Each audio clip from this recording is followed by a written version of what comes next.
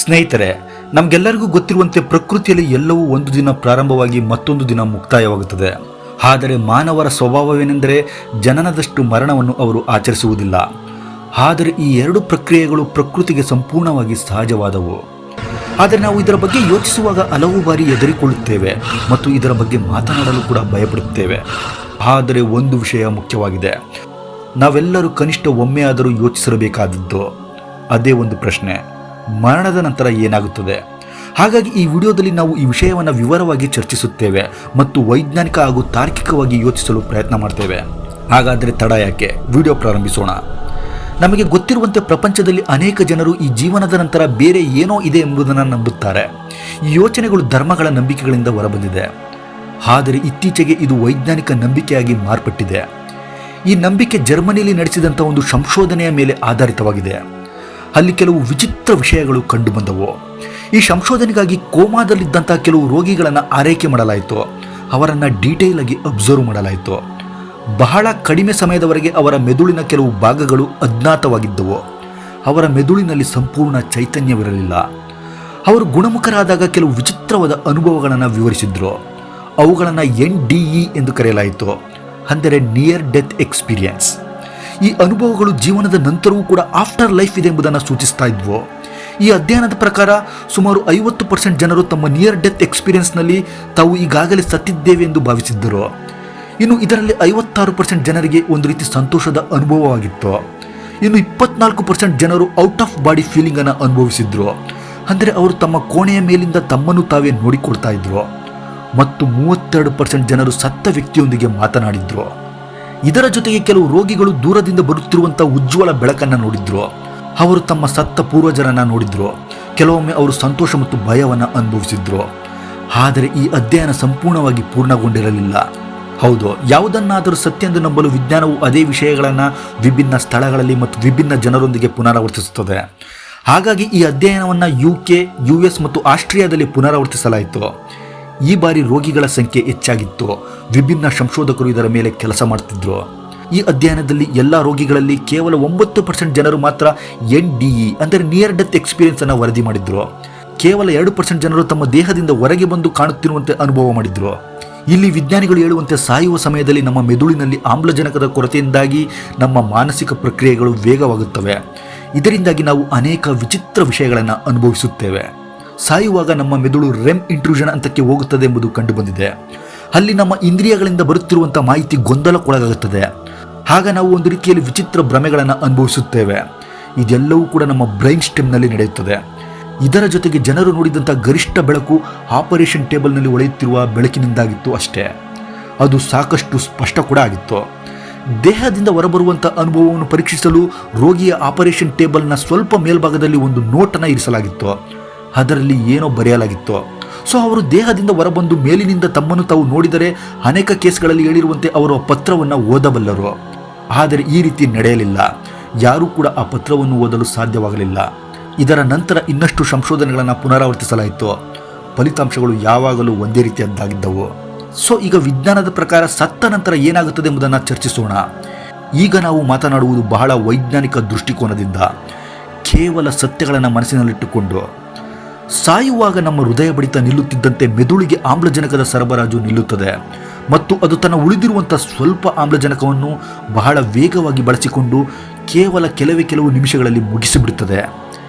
ಇದಾದ ನಂತರ ಮೆದುಳಿನಲ್ಲಿ ಎಲ್ಲ ಮಾನಸಿಕ ಪ್ರಕ್ರಿಯೆಗಳು, ಅಂದರೆ ನಮ್ಮ ಯೋಚನೆಗಳು, ಭಾವನೆಗಳು, ನೆನಪುಗಳು, ಚೈತನ್ಯಗಳು ಎಲ್ಲವೂ ಕೂಡ ಕ್ರಮೇಣ ಸಂಪೂರ್ಣವಾಗಿ ನಿಲ್ಲಲಾರಂಭಿಸುತ್ತದೆ. ನಮ್ಮ ಮೆದುಳು ಈ ಹಿಂದೆ ಬಿಡುಗಡೆ ಮಾಡ್ತಾ ಇದ್ದಂಥ ಹಾರ್ಮೋನ್ಸ್ಗಳು, ಅಂದರೆ ಉದಾಹರಣೆಗೆ ಅಡ್ರಿನಾಲಿನ್, ಇನ್ಸುಲಿನ್, ಥೈರಾಕ್ಸಿನ್ ಮುಂತಾದವು ಅನೇಕ ದೈಹಿಕ ಕಾರ್ಯಗಳನ್ನು ನಿಯಂತ್ರಣ ಮಾಡ್ತಾ ಇದ್ವು. ಹೃದಯ ಬಡಿತ, ಉಸಿರಾಟ, ಜೀರ್ಣಕ್ರಿಯೆ, ದೇಹದ ಉಷ್ಣತೆ ಇತ್ಯಾದಿ. ಆದರೆ ಈಗ ಅದರ ಉತ್ಪಾದನೆಯು ಸಂಪೂರ್ಣವಾಗಿ ನಿಲ್ಲುತ್ತದೆ ಮತ್ತು ಮೆದುಳು ದೇಹದ ಸ್ನಾಯುಗಳಿಗೆ ಯಾವುದೇ ಸೂಚನೆಗಳನ್ನು ಕಳುಹಿಸದೇ ಇರುವುದರಿಂದ ಸ್ನಾಯುಗಳು, ಅಂಗಾಂಶಗಳು, ಅವಯವಗಳು ಎಲ್ಲವೂ ಕೂಡ ತಮ್ಮ ಕೆಲಸವನ್ನು ನಿಲ್ಲಿಸುತ್ತವೆ. ಆದರೆ ಇಲ್ಲಿ ಕೋಶಗಳಿಗೆ ಸೂಚನೆಗಳು ನಿಲ್ಲುವುದಿಲ್ಲ. ಬದಲಿಗೆ ಸ್ನಾಯುಗಳು ಮತ್ತು ಅವಯವಗಳ ಸಮಗ್ರ ಕಾರ್ಯನಿರ್ವಹಣೆ ಸಂಪೂರ್ಣವಾಗಿ ಬಂದಾಗುತ್ತದೆ. ಆದರೆ ಕೋಶಗಳು ಇನ್ನೂ ಸ್ವಲ್ಪ ಸಮಯದವರೆಗೆ ಉಳಿದ ಶಕ್ತಿಯನ್ನು ಬಳಸಿಕೊಂಡು ಜೀವಂತವಾಗಿರಬಹುದಾದರೂ ಕೂಡ ದೇಹದ ಸಂಘಟಿತ ವ್ಯವಸ್ಥೆಯೇ ಕುಸಿದು ಬಿಡುತ್ತದೆ. ಸರಳವಾಗಿ ಹೇಳುವುದಾದರೆ ನಮ್ಮ ಮೆದುಳು ದೇಹದ ಕಮಾಂಡ್ ಸೆಂಟರ್ ಇದ್ದಂತೆ. ಅದು ಕೆಲಸ ನಿಲ್ಲಿಸಿದಾಗ ದೇಹದ ಎಲ್ಲ ಘಟಕಗಳು ಒಂದೊಂದಾಗಿ ಶಟ್ ಡೌನ್ ಆಗ್ತಾ ಹೋಗುತ್ತೆ. ಯಾವುದೇ ಸೂಚನೆ, ಯಾವುದೇ ನಿಯಂತ್ರಣ, ಯಾವುದೇ ಚಟುವಟಿಕೆ ಇಲ್ಲದಂತಾಗುತ್ತೆ. ಇದರ ನಂತರ ಪೋಸ್ಟ್ ಡೆತ್ ಪ್ರೊಸೆಸ್ ಪ್ರಾರಂಭ ಆಗುತ್ತೆ. ಇದರಲ್ಲಿ ದೇಹದ ಎಲ್ಲ ಸ್ನಾಯುಗಳು ಸಂಪೂರ್ಣವಾಗಿ ವಿಶ್ರಾಂತಿ ಪಡೆಯುತ್ತವೆ. ಏಕೆಂದರೆ ಹೃದಯ ಬಡಿತ ನಿಂತ ನಂತರ ಆಮ್ಲಜನಕದ ಸರಬರಾಜು ಸ್ಥಗಿತಗೊಂಡು ಸ್ನಾಯುಗಳು ತಮ್ಮ ಉದ್ವಿಗ್ನ ಸ್ಥಿತಿಯನ್ನು ಕಾಪಾಡಿಕೊಳ್ಳಲು ಅಗತ್ಯವಾದ ಶಕ್ತಿಯನ್ನು ಉತ್ಪಾದಿಸುವುದಿಲ್ಲ. ಪರಿಣಾಮ ಅವುಗಳು ಸಂಪೂರ್ಣವಾಗಿ ಸಡಿಲಗೊಳ್ಳುತ್ತವೆ. ಇದನ್ನೇ ನಾವು ಮಸಲ್ ರಿಲ್ಯಾಕ್ಸೇಷನ್ ಎಂದು ಕರೆಯುತ್ತೇವೆ. ಇದರ ಪರಿಣಾಮವಾಗಿ ಸ್ಪಿಂಕ್ಟರ್ ಸ್ನಾಯುಗಳು ಅಂದರೆ ಮಲಮೂತ್ರ ನಿಯಂತ್ರಣ ಸ್ನಾಯುಗಳು ಕೂಡ ತೆರೆದುಕೊಳ್ಳುತ್ತವೆ ಮತ್ತು ಅದಕ್ಕಾಗಿಯೇ ಸತ್ತ ನಂತರ ಅನೇಕ ಸಂದರ್ಭಗಳಲ್ಲಿ ಕೆಲವರು ಟಾಯ್ಲೆಟ್ ಮಾಡಿಕೊಂಡಿರುತ್ತಾರೆ ಅಥವಾ ಮಲಮೂತ್ರ ವಿಸರ್ಜನೆಯೊಂದಿಗೆ ಕಂಡುಬರುತ್ತಾರೆ. ದೇಹವು ವೈದ್ಯಕೀಯವಾಗಿ ಸತ್ತಿದೆ ಎಂದಾದ ಮೇಲೂ ಕೂಡ ಅದರೊಳಗೆ ಎಲ್ಲವೂ ಒಂದೇ ಕ್ಷಣದಲ್ಲಿ ಸಾಯುವುದಿಲ್ಲ.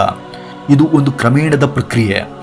ಕೆಲವು ಕೋಶಗಳು, ಉದಾಹರಣೆಗೆ ಚರ್ಮದ ಕೋಶಗಳು, ಕೂದಲಿನ ರೋಮಗಳು ಅಥವಾ ಕೆಲವು ರಕ್ತ ಕೋಶಗಳು ತಮ್ಮೊಳಗೆ ಉಳಿದಿರುವಂಥ ಸ್ವಲ್ಪ ಶಕ್ತಿಯನ್ನು ಬಳಸಿಕೊಂಡು ಇನ್ನೂ ಕೆಲವು ನಿಮಿಷಗಳಿಂದ ಗಂಟೆಗಳವರೆಗೆ ಜೀವಂತವಾಗಿರುತ್ತವೆ ಮತ್ತು ತಮ್ಮ ಕೆಲಸವನ್ನು ಮುಂದುವರಿಸುತ್ತವೆ.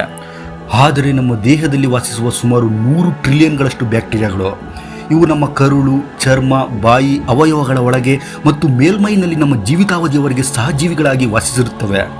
ಆದರೆ ನಮ್ಮ ದೇಹ ಸತ್ತ ನಂತರವೂ ಕೂಡ ಅವು ತಕ್ಷಣ ಸಾಯುವುದಿಲ್ಲ.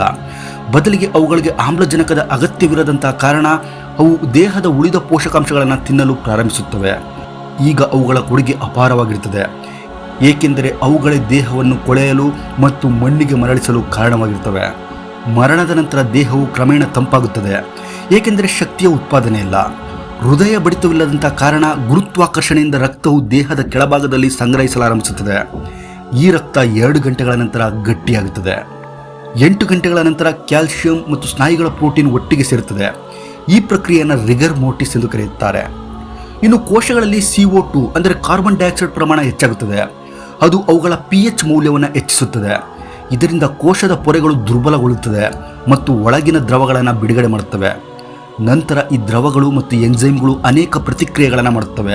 ಅದು ದೇಹದ ಬಣ್ಣವನ್ನು ಬದಲಾಯಿಸುತ್ತದೆ ಮತ್ತು ವಿಭಿನ್ನ ರೀತಿಯ ಅನಿಲಗಳು ಉತ್ಪತ್ತಿಯಾಗುತ್ತವೆ. 2-3 ದಿನಗಳ ನಂತರ ಪ್ಯೂಟ್ರಿಫ್ಯಾಕ್ಷನ್ ಪ್ರಕ್ರಿಯೆ ಪ್ರಾರಂಭವಾಗುತ್ತದೆ. ಅಲ್ಲಿ ನಮ್ಮೊಳಗಿನ ಬ್ಯಾಕ್ಟೀರಿಯಾಗಳು ಅವಯವಗಳನ್ನು ತಿನ್ನಲಾರಂಭಿಸುತ್ತವೆ. ಪ್ಯಾಂಕ್ರಿಯಾಸ್ನ ಎಂಜೈಮ್ಗಳು ಆಹಾರವನ್ನು ಜೀರ್ಣಿಸಲು ಸಹಾಯ ಮಾಡ್ತಾ ಇದ್ವು. ಈಗ ಹೊಟ್ಟೆಯ ಬ್ಯಾಕ್ಟೀರಿಯಾಗಳೊಂದಿಗೆ ತಮ್ಮನ್ನು ತಾವು ಜೀರ್ಣಲಾರಂಭಿಸುತ್ತವೆ. ಈ ಪ್ರಕ್ರಿಯೆಯಲ್ಲಿ ಬಹಳಷ್ಟು ಅನಿಲ ಬಿಡುಗಡೆಯಾಗುತ್ತದೆ. ಅದು ಸತ್ತ ದೇಹಕ್ಕೆ ವಿಶಿಷ್ಟವಾದ ಕೆಟ್ಟ ವಾಸನೆಯನ್ನು ನೀಡುತ್ತೆ. ಇದಕ್ಕೆ ಕಾರಣ 2 ರಾಸಾಯನಿಕಗಳು, ಅಂದರೆ ಪ್ಯೂಟ್ರಿಸಿನ್ ಮತ್ತು ಕ್ಯಾಡವರಿನ್. ಇದೇ ಸಮಯದಲ್ಲಿ ದೇಹದ ಬಣ್ಣ ಹಸಿರು ಬಣ್ಣಕ್ಕೆ ತಿರುಗುತ್ತದೆ, ನಂತರ ನೀಲಿ, ನಂತರ ನೇರಳೆಗೆ, ಅದು ಅಂತಿಮವಾಗಿ ಕಪ್ಪಾಗುತ್ತದೆ. ಈ ವಾಸನೆ ನಂತರ ಕೀಟಗಳಿಗೆ ತಲುಪುತ್ತೆ. ಅವು ದೇಹಕ್ಕೆ ಬಂದು ಮೊಟ್ಟೆಗಳನ್ನು ಇಡಲಾರಂಭಿಸುತ್ತವೆ. ಒಂದು ಬ್ಲೋ ಫ್ಲೈ ಒಂದೇ ಸಮಯದಲ್ಲಿ ಸುಮಾರು 300 ಮೊಟ್ಟೆಗಳನ್ನು ಇಡಬಲ್ಲದು. ಅದು ಕೇವಲ 1 ದಿನದಲ್ಲೇ ಹೊರಬರುತ್ತವೆ. ಈ ಕೀಟಗಳು ನಂತರ ಮೆಗೆಟ್ಗಳಾಗಿ ಇಡೀ ದೇಹವನ್ನು ತಿನ್ನಲಾರಂಭಿಸುತ್ತವೆ. ನಂತರ ಅಂತಿಮವಾಗಿ ಅವಯವಗಳ ಅಂದರೆ ಬ್ಯೂಟ್ರಿಕ್ ಫರ್ಮೆಂಟೇಷನ್ ಪ್ರಾರಂಭವಾಗುತ್ತದೆ. ಅಲ್ಲಿ ಅವುಗಳ ಮೇಲೆ ಮೇಣದಂತಹ ಪದರ ಕಾಣಿಸಿಕೊಳ್ಳುತ್ತದೆ. ಎಲ್ಲ ಬ್ಯಾಕ್ಟೀರಿಯಾ ಮತ್ತು ಸೂಕ್ಷ್ಮ ಜೀವಿಗಳು ಉಳಿದ ವಿಷಯಗಳನ್ನು ತಿನ್ನಲಾರಂಭಿಸುತ್ತವೆ. ಈ ಹಂತವು ಬರೋಬ್ಬರಿ 1 ವರ್ಷದವರೆಗೆ ಉಳಿಯಬಹುದು. ಕೊನೆಗೆ ಜೀರ್ಣಿಸಲಾಗದಂಥ ವಿಷಯಗಳಾದಂಥ ಎಲುಬುಗಳು, ಮೂಳೆಗಳು ಮತ್ತು ಕೂದಲು ಮಾತ್ರ ಉಳಿಯುತ್ತವೆ. ಅದು ಹಲವು ವರ್ಷಗಳಲ್ಲಿ ಪ್ರಾಣಿಗಳು ಮತ್ತು ಸಸ್ಯಗಳಿಂದ ಹೀರಲ್ಪಡುತ್ತದೆ. ಹೀಗೆ ನಮ್ಮ ದೇಹವು ಸಂಪೂರ್ಣವಾಗಿ ಮಣ್ಣಿನಲ್ಲಿ ಊತು ಹೋಗುತ್ತದೆ. ವಿಜ್ಞಾನದ ಪ್ರಕಾರ ಮರಣದ ನಂತರ ಇದೇ ನಡೆಯುತ್ತದೆ.